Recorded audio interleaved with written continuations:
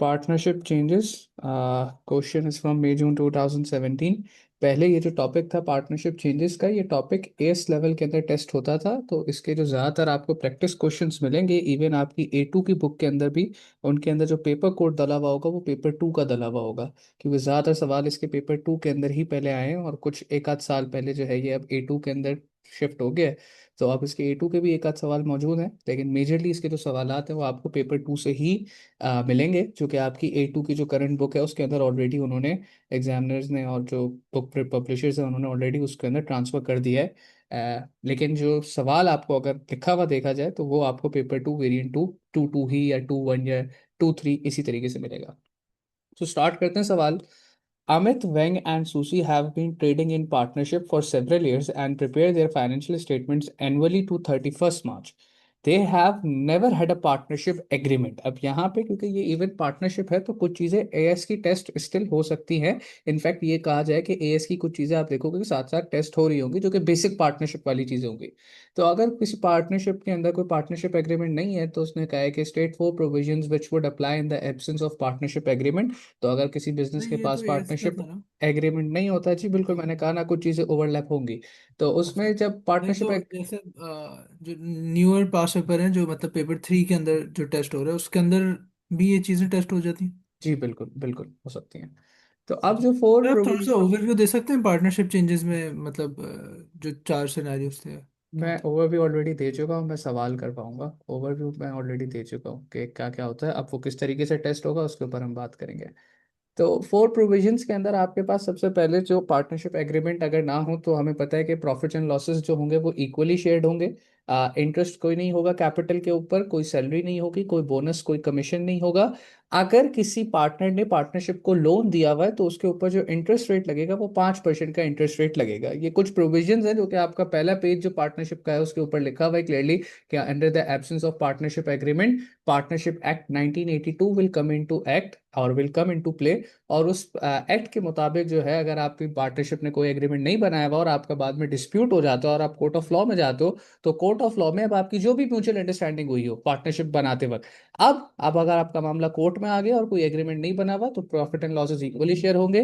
Capital के ऊपर कोई इंटरेस्ट नहीं, कोई सैलरी नहीं, कोई बोनस नहीं, कोई कमीशन नहीं, ड्राइंग्स के ऊपर कोई इंटरेस्ट नहीं।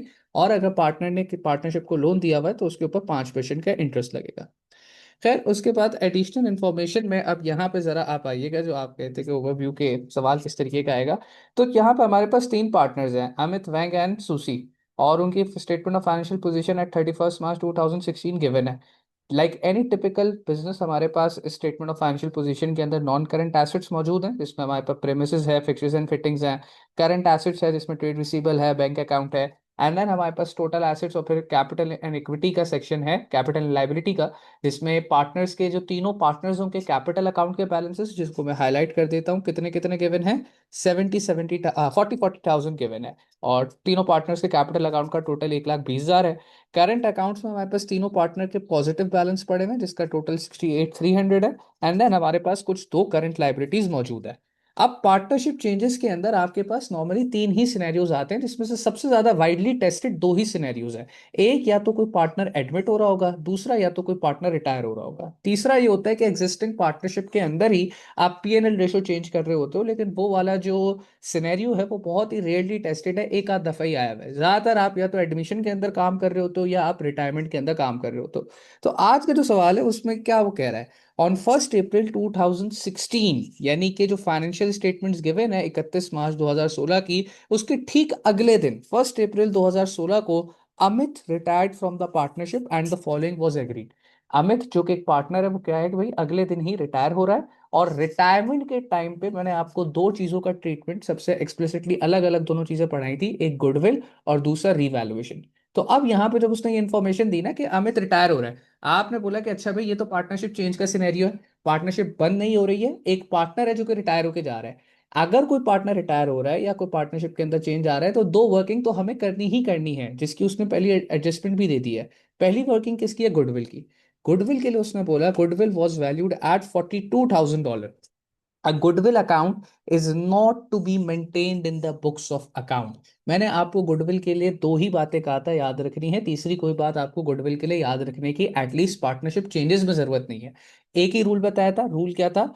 Goodwill is to be created amongst the old partners in their old profit and loss sharing ratio, and goodwill will be written off amongst the new partners in their new profit and loss sharing ratio। तो हमारे पास ये जो goodwill 42,000 की है, ये हमें adjust करनी पड़ेगी। और एडजस्ट किस तरीके से करेंगे कि पहले इस गुडविल को क्रिएट करना पड़ेगा। जब आप गुडविल को क्रिएट करोगे तो जो एग्जिस्टिंग पीएनएल रेशियो है, अच्छा अब सर एग्जिस्टिंग पीएनएल रेशियो क्या है, तो आप यहाँ पे रियलाइज करो उसने कहा था कि कोई पार्टनरशिप एग्रीमेंट ही नहीं है। जब कोई पार्टनरशिप एग्रीमेंट ही नहीं है तो हमें पीएनएल रेशियो कैसे पता चलेगा? तो इट्स क्वाइट ऑब्वियस, अगर आप प्रोविजन 1 देखो कि भाई अगर पार्टनरशिप एग्रीमेंट किसी पार्टनरशिप में नहीं बनाया हुआ, तो under that circumstance her partner का जो पीएनएल रेशियो है वो इक्वल कंसीडर किया जाएगा। यानी कि अभी हमारे पास अमित, वैंग एंड सुसी ये तीन पार्टनर्स हैं। आप देखो कहीं पर भी इनका एग्जिस्टिंग पीएनएल रेशियो नहीं गिवन, लेकिन क्योंकि इनका कोई पार्टनरशिप एग्रीमेंट ही नहीं है तो पीएनएल रेशियो भी नहीं given. But in that case scenario अब हमें ये पता है अपनी प्रायर नॉलेज से कि जब भी किसी पार्टनरशिप का एग्रीमेंट नहीं होगा, उनका पीएनएल रेशियो, जितने भी पार्टनर्स होंगे उन सबका profit and loss sharing ratio क्या हो जाएगा? इक्वल हो जाएगा। तो अब आपने गुडविल के लिए क्या काम करना है? गुडविल सबसे पहले आपने क्रिएट करनी पड़ेगी और फिर आपको गुडविल को राइट ऑफ करना पड़ेगा। गुडविल क्रिएट किसके दरमियान होगी? Between the existing partners in their existing PNL ratio. Right of किसके दरमियान में होगी? Between the new partners.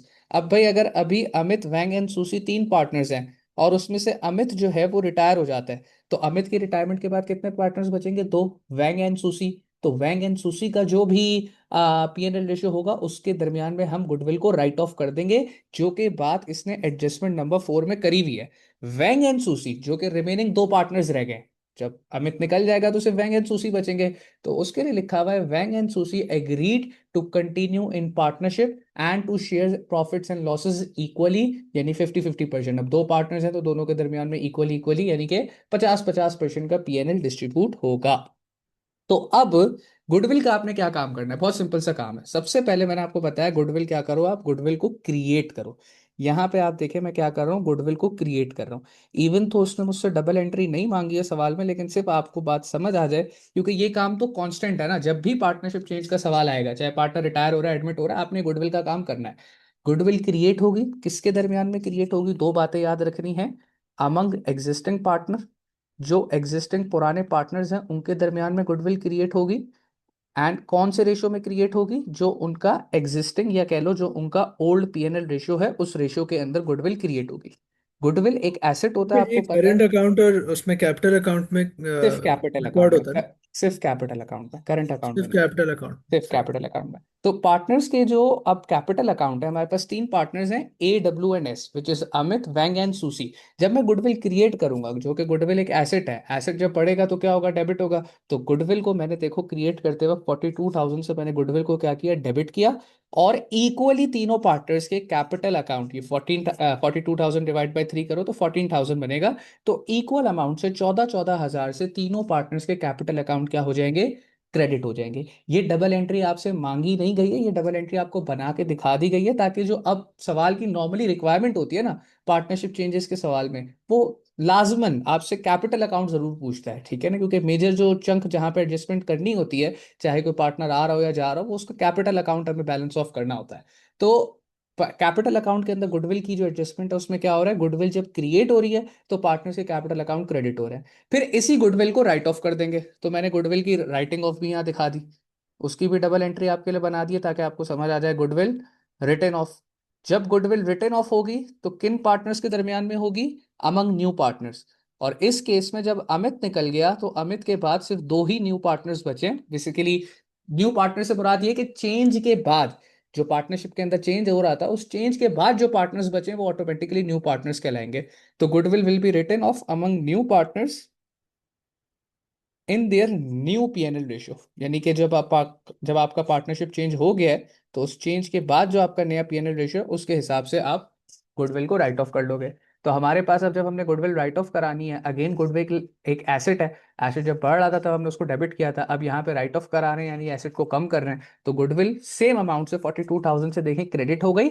लेकिन अब जो पार्टनर्स के कैपिटल अकाउंट जो कि डेबिट होंगे, अमित तो वैसे ही निकल गया है, तो न्यू पार्टनर्स के अंदर अमित इंक्लूड नहीं होगा। तो सिर्फ वैंग का और सुशी का कैपिटल अकाउंट डेबिट हो जाएगा। किस प्रोपोर्शन में डेबिट होगा? जो उनका न्यू पीएनएल रेशियो है, विच इज 50-50%। तो 42,000 अब सिर्फ दो पार्टनर्स के दरमियान में डिस्ट्रीब्यूट हुआ, 1:2, 1:2। और दोनों पार्टनर्स के कैपिटल अकाउंट 21,000 एंड 21,000 से डेबिट हो गए। 1 मिनट दिएगा, आसान हो जाए।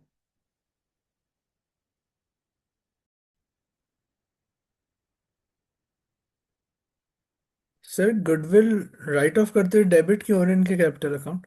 क्योंकि देखो, गुडविल जब आप राइट ऑफ कर रहे हो तो क्रिएट करते वक्त आपने कहा था कि भाई हर पार्टनर को उसकी रेपुटेशन जो उसने क्रिएट करने में मदद की उसका ड्यू शेयर मिले। तो पार्टनर्स को जब उनको ड्यू शेयर मिल रहा होता है तो उनका कैपिटल अकाउंट बढ़ रहा है, बेसिकली क्रेडिट हो रहा है, इंक्रीज हो रहा है। राइट ऑफ करते वक्त अपेरेंटली उनके कैपिटल अकाउंट्स को अब हम कह रहे हैं कि भाई ये एक एसेट है। जब आप एक एसेट को कम करोगे, आपको पता है ना कि एसेट जब भी बढ़ता है तो उसके बेसिस पे या तो लाइबिलिटी बढ़ेगी या कैपिटल बढ़ेगा। एक बहुत ही कॉमन सेंस की बात होती है कि एसेट कोई भी रिसोर्स आप बढ़ाते हो बिजनेस के अंदर, या आप उधार पे लाके बढ़ाते हो या आप अपने इक्विटी के थ्रू बढ़ाते हो। तो आपने उसको अगर इक्विटी के थ्रू बढ़ाया और अब आप उसी एसेट को दोबारा से राइट ऑफ कर रहे हो, तो आपको अपनी इक्विटी को भी सेम सेम अमाउंट से क्या करना पड़ेगा? कम करना पड़ेगा।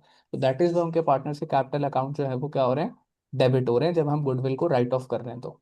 और किन पार्टनर्स के कैपिटल अकाउंट डेबिट हो रहे हैं? उन पार्टनर्स के कैपिटल अकाउंट डेबिट हो रहे हैं जो कि आपके बेसिकली न्यू पार्टनर्स हैं, जो कि आफ्टर द पार्टनरशिप चेंज अभी पार्टनरशिप के अंदर रहते हैं। और उनका जो भी नया रेशियो है उस हिसाब से, उस रेशियो के अकॉर्डिंगली जो है उन पार्टनर्स के कैपिटल अकाउंट को हमने डेबिट कर दिया है।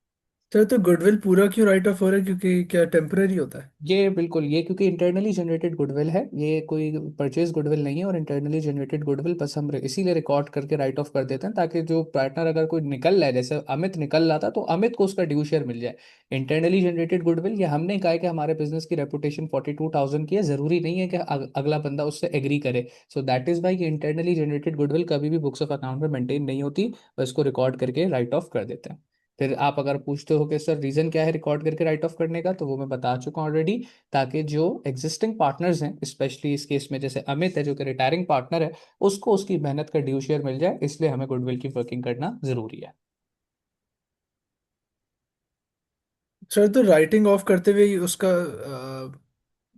अमित को भी तो मिलेगा ना उसका शेयर, अमित उसकी को अमित को कंटिन्यू। नहीं मिलेगा। अमित अब न्यू पार्टनर्स के अंदर काउंट नहीं होता ना, अमित तो रिटायर हो गया। तो गुडविल का कुछ पोर्शन लेके जाएगा ना, यानी? गुडविल का पोर्शन उसको मिल गया ना, उसके कैपिटल अकाउंट में ऑलरेडी गुडविल क्रेडिट हो चुकी है अमित के अकाउंट में। हाँ। डेबिट वाला पोर्शन उसका, राइटिंग ऑफ वाला पोर्शन उसका नहीं, क्योंकि जब तक वो राइट ऑफ हुई है वो बिजनेस छोड़ के, पार्टनरशिप छोड़ के जा चुका है। अच्छा।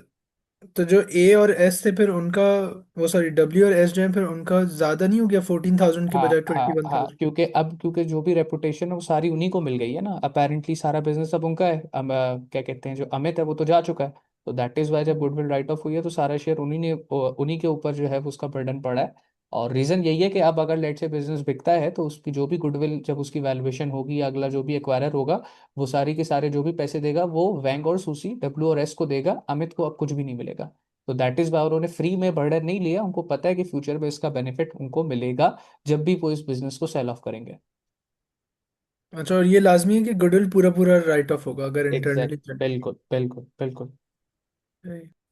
अच्छा, अब जो सेकंड ट्रीटमेंट आपने करना होता है पार्टनरशिप चेंजेस के सवाल में, वो करना होता है रिवैल्यूएशन ऑफ एसेट्स का। Valuation of assets and liabilities, तो उस केस में यहाँ पे हमारे पास लिखा हुआ है assets were revalued at the following amount. अब आप देखें, आपके पास जो प्रॉपर्टी थी नॉन फ्री होल्ड प्रेमिसेस, वो 1,09,000 का था, उसको कह रहे हैं कि रीवैल्यू करके 120 पे ले गए, यानी कि 11,000 से बढ़ा दिया है। फिक्सचर्स एंड फिटिंग्स जो कि 64,900 की थी, उसको कम करके 62,200 पे लेके गए, यानी कि उसको 2,700 से हमने कम कर दिया है। और ट्रेड रिसीवेबल को 13,700 पे ले गए, जो कि ओरिजिनली 14,500 पे था, यानी कि ट्रेड रिसीवेबल भी आपका 800 से कम हुआ है। यहाँ पे इस सवाल में जिस तरीके से गुडविल की डबल एंट्रीज की रिक्वायरमेंट नहीं थी, यहाँ पे आपके पास रिवैल्यूएशन अकाउंट की भी रिक्वायरमेंट एज सच नहीं है। लेकिन आपके पास कुछ सवाल ऐसे आ सकते हैं जहाँ पे वो सेपरेटली आपसे रिवैल्यूएशन अकाउंट भी बनवा ले, या सेपरेटली आपसे गुडविल की सिर्फ डबल एंट्रीज बनवा ले। तो हम इस सवाल में रिवैल्यूएशन का अकाउंट भी बना लेते हैं। तीन एसेट्स टोटल रिवैल्यू हुए हैं। दो, एक एसेट अपवर्ड रिवैल्यू हुआ है, और कितने से अपवर्ड रिवैल्यू हुआ है? 11,000 से। और दो एसेट्स डाउनवर्ड रिवैल्यू हुए हैं, जिसमें आपका fixers and fittings and trade receivable है। तो अब आपको पता है कि जब एक एसेट अपवर्ड रिवैल्यू होगा, एसेट को डेबिट करेंगे और रिवैल्यूएशन अकाउंट उसकी वजह से क्रेडिट होगा। और अगर कोई एसेट नीचे डाउनवर्ड रिवैल्यू हुआ है तो उसकी वजह से एसेट क्रेडिट होगा और रिवैल्यूएशन अकाउंट क्या हो जाएगा? डेबिट हो जाएगा। तो फिर हम एंड में क्या करते हैं, एंड में हम जो है हमारी क्रेडिट साइड जो कि फायदे की साइड है और डेबिट साइड जो कि नुकसान की साइड है, दोनों को कंपेयर कराएंगे और हम देखेंगे कि भाई हमें ओवरऑल जो तीन एसेट्स रीवैल्यू हुए हैं उसकी वजह से फायदा ज्यादा हुआ है नुकसान ज्यादा हुआ, जिसकी बेसिस पे प्रॉफिट या लॉस और रिवैल्यूएशन निकल के आ जाएगा। तो आप देखेंगे मैंने यही काम किया। मैंने प्रेमिसेस क्योंकि 11,000 से बढ़ रही थी तो प्रेमिसेस यानी एसेट डेबिट और रिवैल्यूएशन अकाउंट 11,000 से क्या हो गया, क्रेडिट हो गया। फिक्सचर्स 2700 से कम हुए थे तो फिक्सचर्स 2700 से क्रेडिट, रिवैल्यूएशन 2700 से डेबिट। एंड इन्वेंट्री 800 से कम हो रहा था तो इन्वेंट्री 800 से क्रेडिट और रिवैल्यूएशन अकाउंट 800 से क्या हो गया, डेबिट हो गया। सर ये नॉन इसके करंट अलावा एसेट्स कम क्यों हो रहे हैं, ये डेप्रिसिएशन है क्या है? नहीं, बस उसने इसका रीवैल्यू रीजन? किया है ना। आपने जब पार्टनर आपका अमित जब छोड़ के जा रहा था तो हमने बोला कि यार एसेट्स की फेयर वैल्यूज को दोबारा से एक दफा देख लेते हैं कि उनकी क्या वैल्यूज हैं, जो बुक वैल्यूज हैं क्या वो एक्चुअल फेयर वैल्यू को रिप्रेजेंट कर रहा है नहीं कर रहा। तो हमें पता चला कि नहीं भाई, तीन एसेट्स हैं जो कि रीवैल्यू होने हैं एट द टाइम जब अमित रिटायर हो रहा है। तो अमित जब रिटायर हो रहा था तो एक एसेट प्रेमिसेस तो ऊपर की तरफ गया है, बाकी जो fixes and fittings and trade receivable है वो डिक्रीज हो रहे हैं। उसके पीछे का अंडरलाइंग रीजन यहाँ पे नहीं बताया हुआ, लेकिन जो अंडरलाइंग रीजन हो जाता है वो ये होता है कि भाई ट्रेड रिसीवेबल आपके अक्सर इसलिए कम होता है कि कोई बेड डेट हो चुका होता है। फिक्सेस एंड फिटिंग्स आपकी इस वजह से कम हो सकती है कि भाई आपकी बात भी, डेप्रिसिएशन वैसे नहीं होता क्योंकि डेप्रिसिएशन तो आप अकाउंटेंट कर रहे हो। तो एक चीज होती है इम्पेयरमेंट के, जो कि आप अभी आगे आईएएस जब इंटरनेशनल अकाउंटिंग स्टैंडर्ड पढ़ोगे उसमें सीखोगे, तो वो इम्पेयरमेंट हो जाती है। तो फिलहाल के लिए बस ये समझ लो कि आपके एसेट्स की वैल्यूज के अंदर अगर कोई मूवमेंट हो हुई भी है ऑन द या हो रही है at the date of partnership change, तो उस मूवमेंट को हम अकाउंटिंग करेंगे ताकि उसका जो भी ड्यू शेयर है वो एग्जिस्टिंग पार्टनर को मिल जाए। उसके पीछे का रीजन ना वो बताता है ना हम जानने में जाते हैं, लेकिन रीजन मैंने आपको बता दिए होते क्या है। ट्रेड रिसीवेबल के केस में बैड डेट होता है और नॉन करंट एसेट्स के केस में इट्स यूजली इम्पेयरमेंट, अगर तो नीचे जा रहा है और अपवर्ड जा रहा है तो फिर तो जाहिर सी बात है फेयर मार्केट वैल्यू यानी कि रिवैल्यूएशन हो रहा है अपवर्ड की तरफ, क्योंकि उसकी वैल्यू किसी भी वजह से बढ़ चुकी है एसेट की। सर हमारे पास यहाँ पे अब इस सवाल में रिवैल्यूएशन अकाउंट में आपकी क्रेडिट साइड 11,000 आ रही है और डेबिट साइड आपकी आ रही है 27 + 800 3,500, विच इज क्वाइट ऑब्वियस। अगर कोई बच्चा इसको बहुत डायरेक्टली करके सीधा सीधा 7,500 का प्रॉफिट ऑन रिवैल्यूएशन भी निकाल लेता वो बिल्कुल ठीक था, कोई उसके अंदर मसला नहीं है। मैं आपको सिर्फ अकाउंट इसलिए बना के दिखा रहा हूँ कि आपको जब होमवर्क के सवाल दिए जाए और उसमें रिवैल्यूएशन का अगर अकाउंट मांग लिया जाए तो आप परेशान ना हो, आपको पता हो अकाउंट कैसे बनना है। तो अब ये जो प्रॉफिट ऑन रिवैल्यूएशन है कितने का बना, 7,500 का। प्रॉफिट ऑन रिवैल्यूएशन किसको मिलेगा, ऐसी बात है जो पार्टनर्स हैं उनको मिलेगा। कौन से पार्टनर्स को मिलेगा, एग्जिस्टिंग पार्टनर्स को मिलेगा in their existing PNL ratio. तो एग्जिस्टिंग तीन पार्टनर्स थे, अमित, वेंग, सूसी, तीनों को बराबर बराबर क्योंकि सबका तीनों का पीएनएल इक्वल था। तो 1/3 1/3 1/3 तीनों को रेशियो के हिसाब से हमने प्रॉफिट ऑन रिवैल्यूएशन डिस्ट्रीब्यूट कर दिया। तो तीनों पार्टनर्स को 2500 2500 एंड 2500 प्रॉफिट ऑन रिवैल्यूएशन मिलेगा। ये वाइस वर्जा भी हो सकता था, अगर आपका लेट से एसेट्स की डाउनवर्ड रिवैल्यूएशन या लेट से अगर आपकी सिंपली डेबिट साइड हैवियर होती और क्रेडिट साइड लोअर होती तो ये कहानी पूरी उल्टी हो जाती और फिर ये लॉस ऑन रिवैल्यूएशन होता जो कि अगेन पार्टनर्स के ही कैपिटल अकाउंट में ट्रांसफर करा जाता in their existing PNL ratio. तो ये दो काम हैं जो कि आपको तकरीबन हर पार्टनरशिप चेंज के सवाल के अंदर करने होते हैं। फिर एक एडजस्टमेंट नंबर 3 भी गिवन है, ये डेबिट लिखा हुआ साइड में है इसलिए आ रहा है क्योंकि ट्रांसफर होगा ना कैपिटल अकाउंट में। ट्रांसफर। यस, तो इस प्रॉफिट जब जाएगा तो पार्टनर्स के कैपिटल अकाउंट क्रेडिट हो रहे हैं और क्रेडिट। रिवैल्यूएशन अकाउंट जो है वो डेबिट हो रहा है। सही। Amit receive 15,000 from the partnership bank account. Amit जो कि रिटायरिंग पार्टनर है उसको बैंक अकाउंट से 15,000 मिल रहे हैं। The remaining balance owed to him was left as an interest free loan to the partnership to be repaid by 31 March 2021। अब जब हम कैपिटल अकाउंट बनाएंगे तो अमित को जाहिर सी बात है पार्टनरशिप से कुछ ना कुछ पैसे मिलने होंगे। तो अमित को जो पैसे मिलने थे उसमें से 15,000 तो लिखा हुआ है कि भाई पार्टनरशिप बैंक अकाउंट से अमित को दे दिए गए। रिमेनिंग जो एक्स्ट्रा अगर कुछ पैसे अमित के बचते हैं तो वो लिखा हुआ है कि उसको as a interest free loan Amit ने कन्वर्ट कर दिया और अमित ने कहा है कि भाई ये लोन आप मुझे 31 मार्च 2021 तक क्या कर दिएगा, रीपे कर दिएगा। क्योंकि जो रिटायरिंग पार्टनर होता है हमें उसके कैपिटल अकाउंट के बैलेंस को जीरो करना होता है। तो अगर तो लेट से अमित के कैपिटल अकाउंट में 15,000 से ज्यादा कोई अमाउंट बच रही होगी, लेट से 20,000 बच रही होगी, तो 15,000 तो हमने बैंक अकाउंट से दे के सेटल कर दिया। बाकी का 5,000 हमने अमित को कहा कि यार हमारे बैंक अकाउंट में इतने पैसे नहीं है तो आप हमें ये as a interest free loan छोड़ दो और हम आपको ये जो सर्टेन डेट है 31 मार्च 2021 की, इसमें आपको रीपे कर देंगे।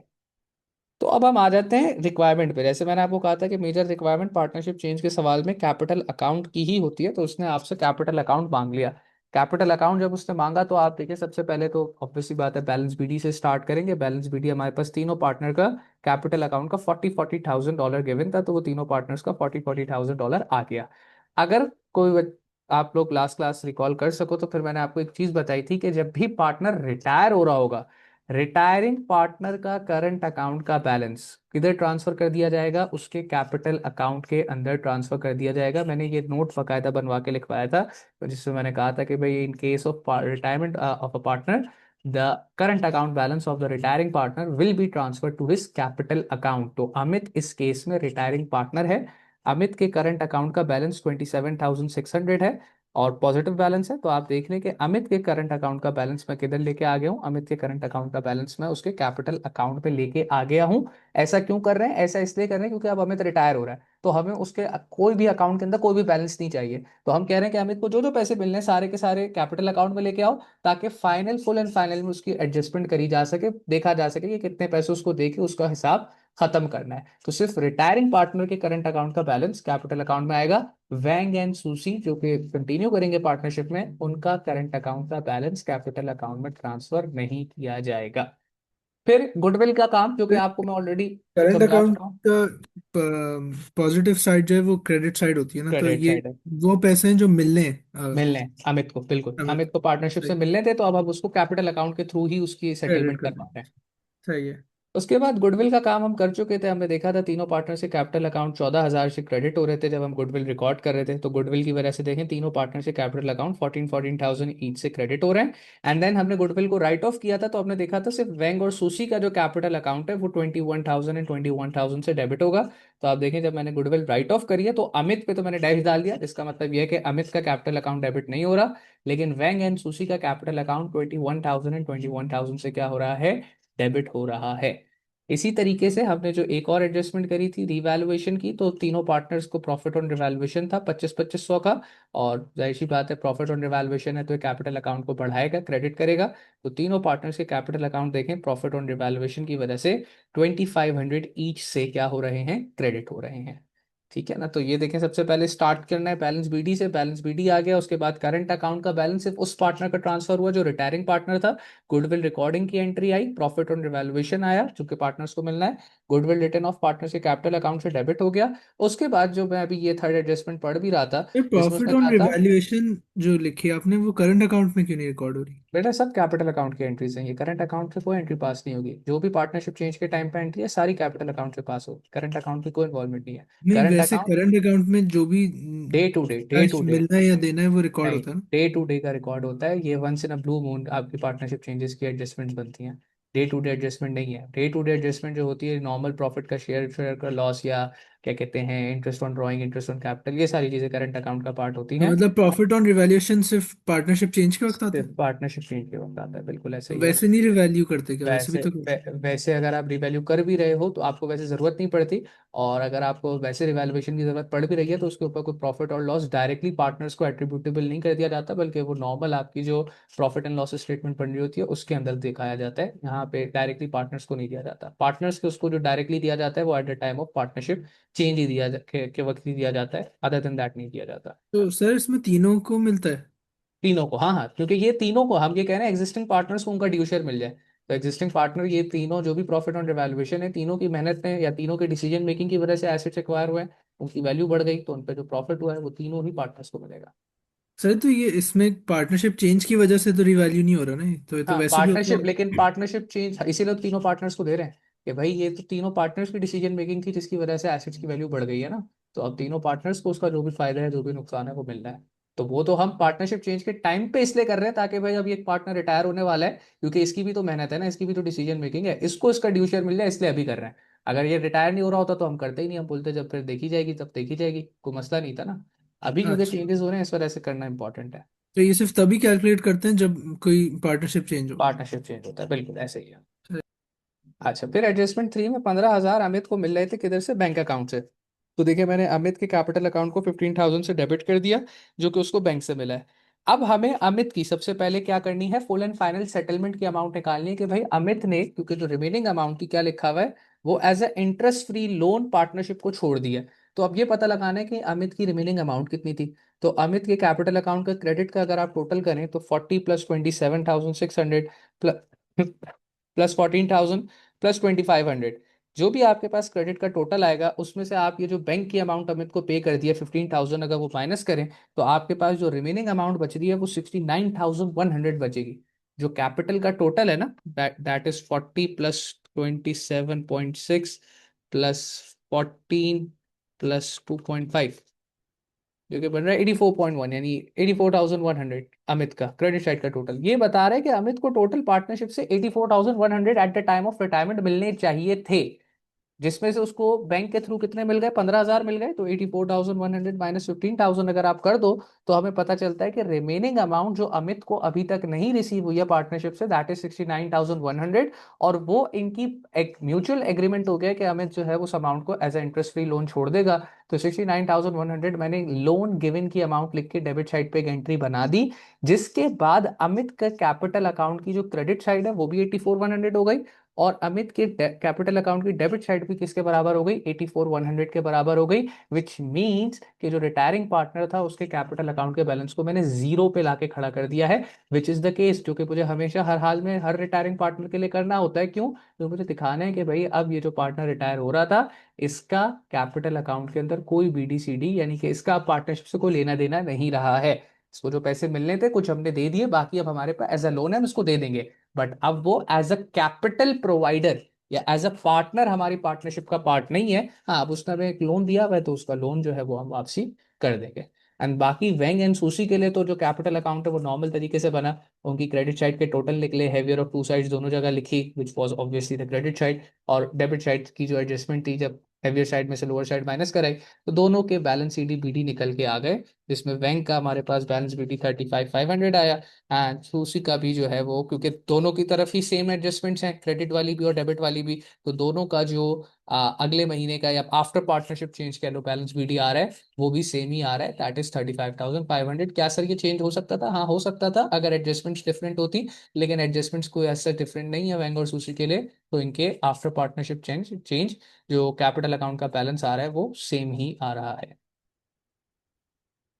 देन उसके बाद ये आपकी सबसे मेजर रिक्वायरमेंट थी, ठीक है ना, गुडविल की वर्किंग भी कैपिटल अकाउंट के लिए करनी पड़ती है, और रिवैल्यूएशन की वर्किंग भी कैपिटल अकाउंट के लिए ही करनी पड़ती है। अपेरेंटली गुडविल का भी जो सारा कुछ शेयर है पार्टनर्स का वो कैपिटल अकाउंट में जाके ट्रांसफर हो रहा है, और रिवैल्यूएशन पे भी लॉस हो या प्रॉफिट हो वो अपेरेंटली जाके हिट आपके पार्टनर्स के कैपिटल अकाउंट को ही करता है।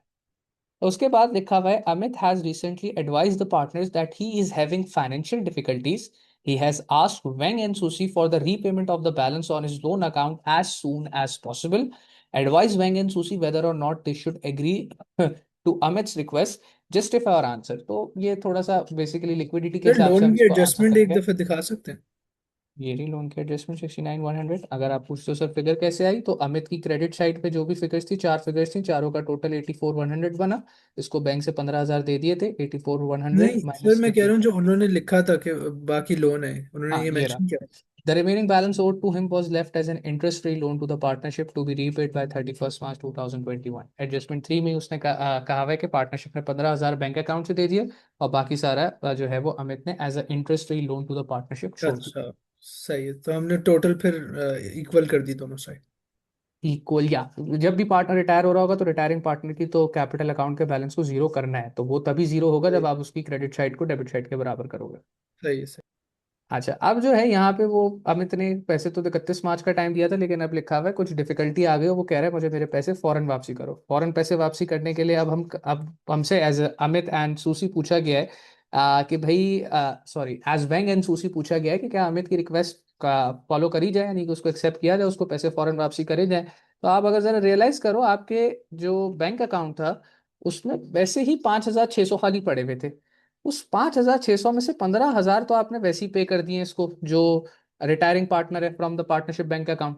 तो पहली बात तो आप वैसे ही ओवरड्राफ्ट में चले गए ना, आपके पास बैंक अकाउंट में 5,600 थे, आपने 15,000 की पेमेंट कर दिया, तो you are already in overdraft.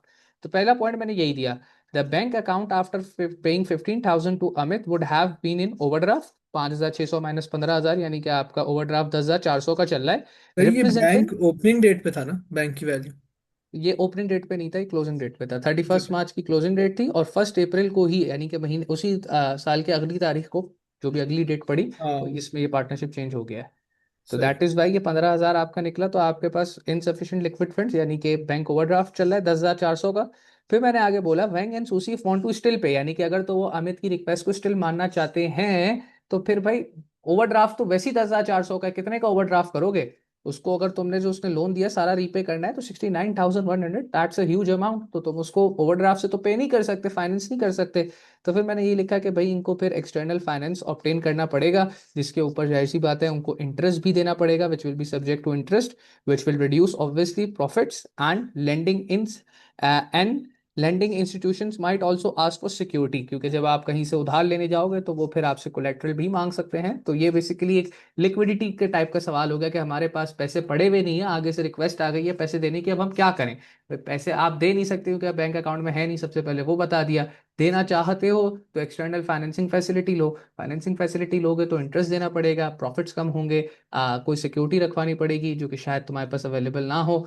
And the financial therefore, मैंने अपना लास्ट में कंक्लूजन लिख दिया, does not allow the loan to be repaid in full, क्योंकि भाई आपके पास पैसे पड़े हुए नहीं है, आप बिना कुछ उधार लिए या बिना अपनी फाइनेंशियल्स को मजीद स्ट्रेस किए जो अमित है उसको जो रिमेनिंग अमाउंट जो उसकी रह गई है वो रीपे फॉरन नहीं कर सकते हो। तो उसने हमसे पूछा था, हमने उसको अपना कंक्लूजन दे दिया कि भाई हमारी नज़र में तो आप रीपे नहीं कर सकते हो। कोई बच्चा अगर यहाँ पे ये लिखे कि भाई अमित और सुशी को, सॉरी वेंग एंड सुशी को चाहिए कि वो एडिशनल कैपिटल ले आए, और एडिशनल कैपिटल लाने के कैश फॉर्म में लेके आए, और फिर उसको जो अमित के पैसे हैं उसको वापसी करें, तो वो पॉइंट भी बिल्कुल वैलिड है। क्यों? क्योंकि ये मैं आपको बता देता हूँ, आपका इनिशियल जो कैपिटल अकाउंट बैलेंसेस थे वो 40,000 थे। After partnership change they have been stretch down to just 35,500 each partner. यानी आपका कैपिटल बेस 1,20,000 से कम होकर किधर आ गया है, सिर्फ और सिर्फ 35,500 मल्टीप्लाई बाय 2, यानी कि 71 था। 71,000 पे आ गया है। तो दैट इज सिग्निफिकेंट, ठीक है ना। तो अगर कोई बच्चा ये लिखे कि कैपिटल डालो और कैपिटल डाल के पैसे पूरे करो तो वो पॉइंट भी वैलिड होगा। खैर हमने भी लॉस होगी। 5 पॉइंट लिख दिए, तो हमारा भी आंसर तो ठीक ही है। So that was it, this is how your partnership changes question will look like, specially retirement of partner का। फिर एडिशन ऑफ पार्टनर जो होता है तो वो हम देख लेते हैं।